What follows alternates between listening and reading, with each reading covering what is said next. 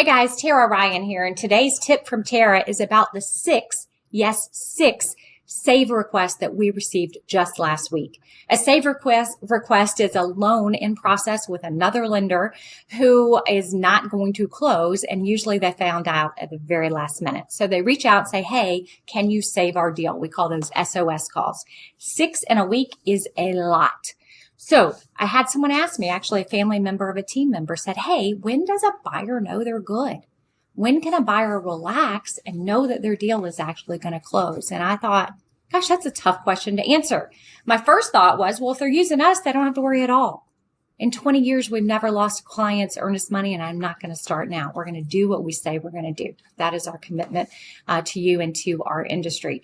But if you're just out there in the world, when do you know you're good? Well, as a buyer, when your loan's approved and you're at the financing contingency and your lender says, oh, you're good, the loan's approved, I'd like you to get a copy of that commitment letter. Get a copy of the document that shows you're approved and what the conditions are. Conditions are the remaining items you need to supply to get the loan clear to close and officially funded.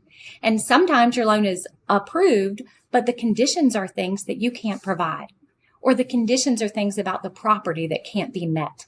Okay, so being approved is not the same thing as meaning it's going to close. Right? So get a copy of that document. If you're the buyer's agent, I'd like you to suggest to your buyer that they do that. If you don't know that lender, you need to let them know that just because the loan officer said, oh, you're good and you're approved, the devil's in the details. So they should get a copy of that document. If you're a listing agent, and the buyer comes to you, or the buyer's agent says, hey, we need some more time. If they want you to move that closing date or use that 8-day unilateral, I need you to be super cautious. I need you to think red flag, what's going on? Why do they need more time? And I would suggest you should never extend that closing date without getting something in return. What I would want in the listing agent is I want a copy of that loan approval. I want to see with my own eyes, or I want to take a copy of that approval and give it to my trusted lender and say, hey, look at this. Do you think I'm going to be good or not? Okay. In both sides, buyer's agent or listing agent, as soon as things start sounding fishy, I want you to reach out to your trusted lender. Not the day before closing, but the first time things started looking like they were going sideways. Give us more time to help you, okay? But on the listing side, you want a copy of that commitment letter. You might want some non-refundable earnest money. You might want a payment for your seller keeping that home off the market for longer.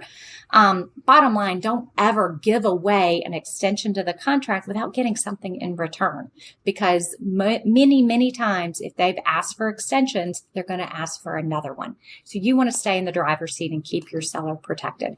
Look, guys, we are here to help.